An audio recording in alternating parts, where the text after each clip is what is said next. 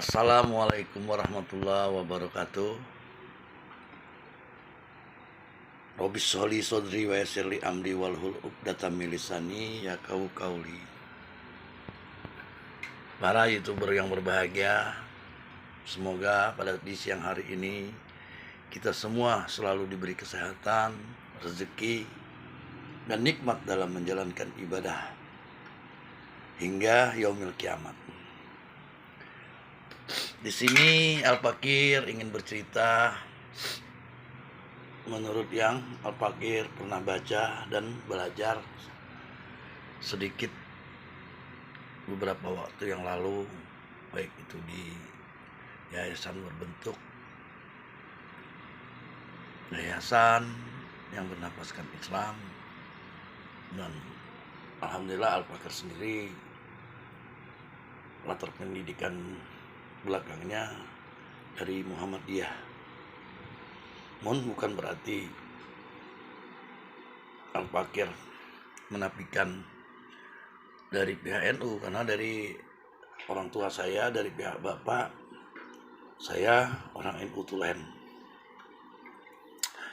Di sini Al-Fakir ingin bercerita sedikit apa yang Al-Fakir ketahui tentang sejarah pertama kali Islam masuk ke bumi Nusantara ini. Islam masuk ke bumi Nusantara ini yaitu pada abad ke-7, atau bisa dibilang sejaman dengan masa keemasannya Kerajaan Sriwijaya. Yang pada pertama kali Islam itu masuk ke abad ke-7 ini melalui jalur maritim atau jalur laut, yang mana pada waktu itu para pedagang-pedagang muslim ini yang menggunakan jalur laut sudah mengetahui sekali bahwa Pulau Nusantara ini yang begitu kaya akan rempah-rempah, termasuk salah satunya Pulau Barus yang ada di Medan, ya. Al-Muluk, penghasil palah. Jadi masuknya Islam itu melalui beberapa jalur, walaupun jalurnya yaitu jalur maritim yang pertamanya, namun berkembang kesininya para pedagang muslim dari berbagai wilayah dan daerah. Samping mereka berdagang dan mengambil dan membeli sumber kekayaan alam Nusantara, mereka juga menyebarkan agama Islam kepada masyarakat di pesisir atau di pinggiran laut lah, ya. Lalu dengan cara yang amar ma'ruf nahi mungkar, artinya ya, dengan cara yang ma'ruf atau yang berbaik lah, ya. Mereka menerangkan Islam itu begini dengan menerangkan adab. Dan pada waktu itu penduduk Nusantara ini kebanyakan beragama Hindu dan Buddha. Hal ini tertera dalam naskah Sriwijaya, ya kan, pada abad ke-7 itu adalah pusat agama Buddha. Namun tidak mengurangi para pedagang dari beberapa daerah,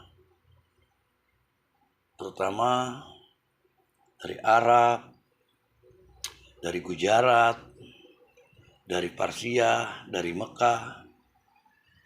Lalu juga kita tidak bisa menafikan teori yang keempat tadi, ya, dari Tiongkok, yang dikembangkan oleh dalam hal ini Buya Hamka dan Kong Yuanzi, sejarawan Tionghoa, yang awalnya pedagang-pedagang muslim Tiongkok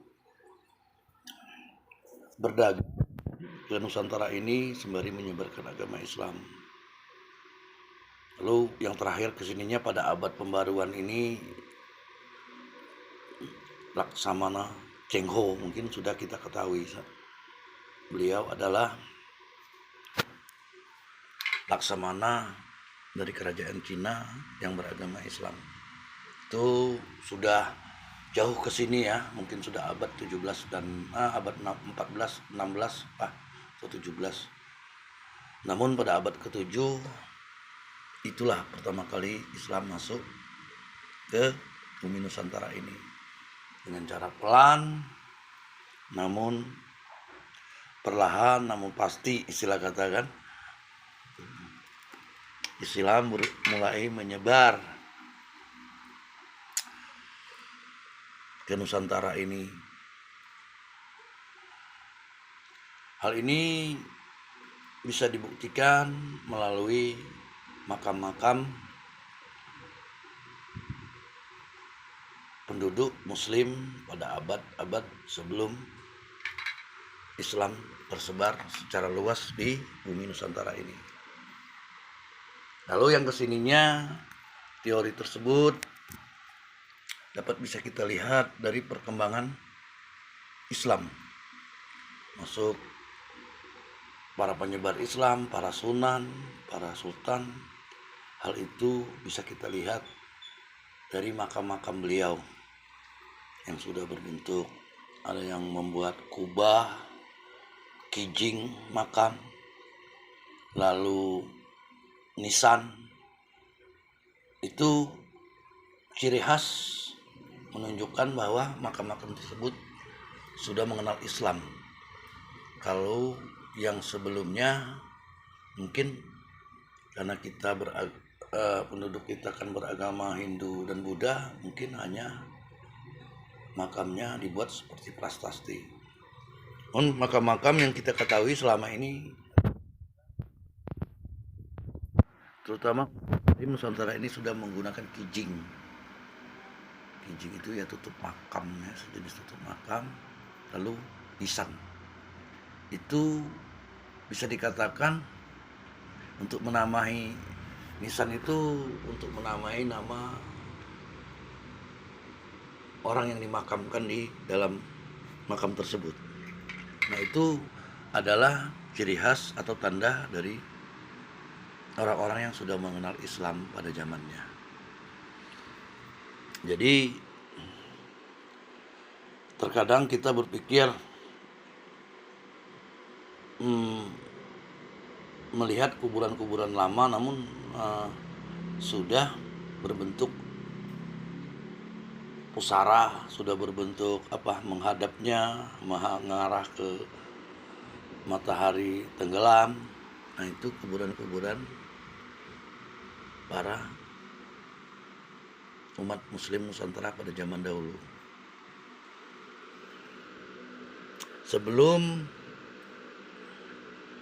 Sebelumnya mereka tidak menggunakan kijing atau nisan makam, karena sebelumnya mereka belum menggunakan. Artinya di sini kalau kita perhatikan Al-Fakir mendapatkan dari teori ini, Al-Fakir berpikir bahwa Islam itu sudah jauh lama sekali ya, mungkin di abad ke-9, abad ke-10 nenek moyang kita sudah beragama Islam. Kenapa? Berdasarkan teori-teori tersebut,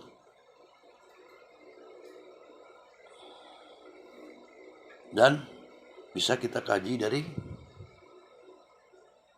menara-menara masjid seperti menara Masjid Kudus. Itu ada yang bergaya, menara Masjid Sunan Kudus itu bergaya Hindu, Buddha, dan Islam.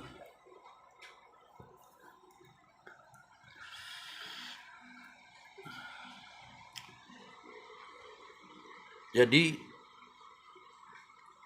kalau kita pikir Islam di bumi Nusantara ini sudah menyebar mulai dari abad ke-7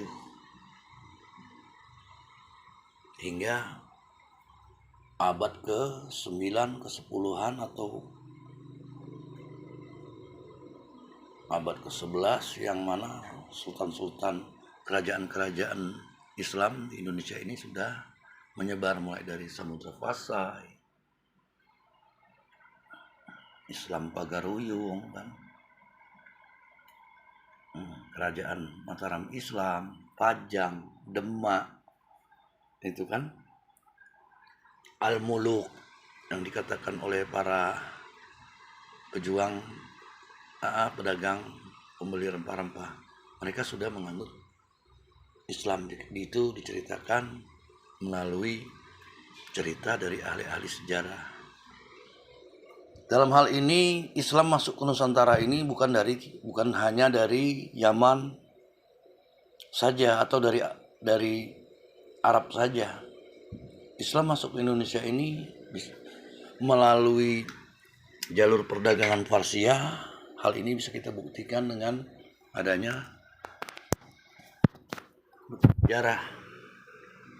Lalu dari teori Buya Hamka dan Kong Yuanzi, sejarawan Tiongkok, yang bercerita penyebaran agama Islam itu juga dilakukan oleh Muslim Tiongkok. Sembari berdagang, mereka menyebarkan agama Islam. Hal ini bisa kita ketahui dari sejarah kerajaan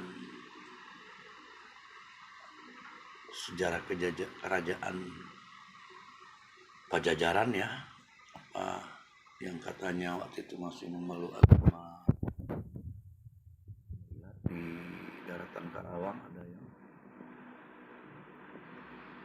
ada pihak wanita Muslim Tiongkok yang pandai mengaji, yang melatar belakangi lahirnya para sunan. Dalam hal ini Al-Fakir ingin menerangkan bahwa peran umat Muslim Tiongkok juga sangat besar dalam menyebarkan agama Islam yang ada di bumi Nusantara ini. Namun selama ini yang kita ketahui hanya dari pedagang Gujarat, pedagang India, atau yang dari Arab. Namun peran dari Parsia dan Muslim Tiongkok itu tidak bisa kita nafikan, walaupun kenyataannya sebagian besar masyarakat kita berupaya atau seolah-olah tidak melihat ciri-ciri peran Muslim Tiongkok dalam penyebaran agama Islam. Namun selaku pelaku sejarah yang kita mempelajari sejarah, kita harus menempatkan adil bahwa peran Muslim Tiongkok, Nabi pun yang dimakamkan di Tiongkok, yaitu Ibnu Abul Waqas kalau tidak salah. Jadi selama ini kita berpikir hanya orang Arab sajalah atau keturunan Yaman lah yang menyebarkan agama Islam di sini. Itu pemikiran yang sangat salah menurut saya. Kenapa? Dari ibundanya para keturunan Sunan Kalijaga saja yang melahirkan anaknya itu melahirkan para wali. Juga itu ada yang tertulis ibunya dari Tiongkok atau orang Cina. Hal ini bisa dibuktikan baik itu yang berada di Sumatera maupun di Tanah Jawa. Seperti kalau kita di Sumatera, yang cikal bakal membuka kerajaan Demak itu adalah Raden Patah yang dibesarkan oleh Aryo Damar.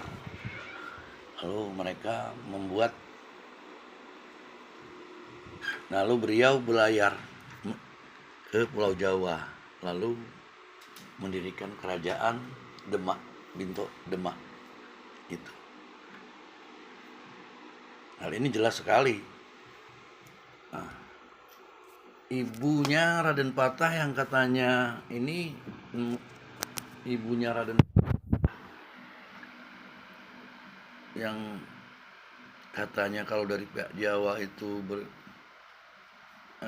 dengan bapaknya Amangkurat dan sebelum runtuhnya Majapahit kan, disuruh berangkat ke Palembang karena runtuhnya Majapahit kan, takutnya, dan dibawa dan dibesarkan oleh Aryo Damar. Makanya sampai sekarang kalau dari pihak Jawa menceritakan bahwa Raden Patah tersebut adalah orang dari putra dari Amangkurat. Amangkurat Brawijaya, putra dari Brawijaya, maaf agak salah Al-Fakir. Brawijaya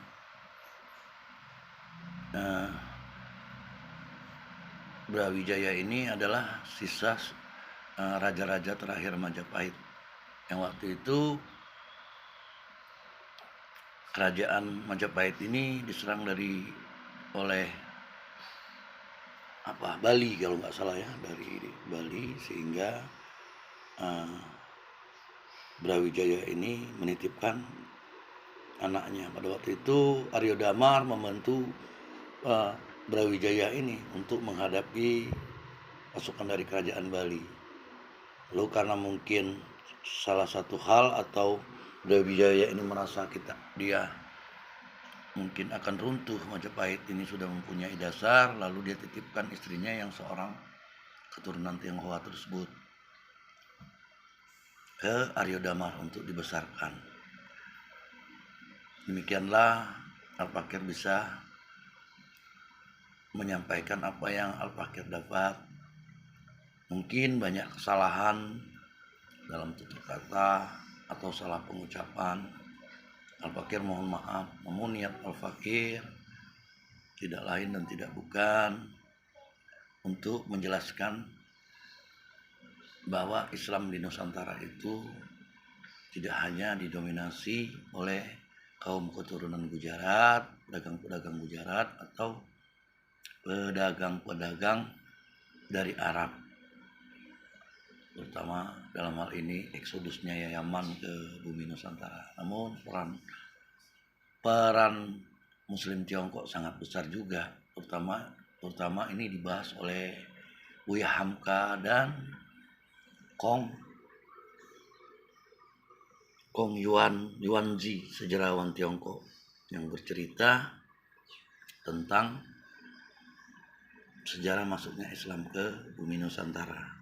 Hal ini kalau kita ketahui kesininya kan kita tahu masjid-masjid Laksamana Cengho yang pertama kali masuk ke Palembang, lalu menyebar ke bumi ke Surabaya, Semarang, dan di satu tempat beliau mendirikan masjid kan yang bergaya Laksamana Cengho yang sangat terkenal itu.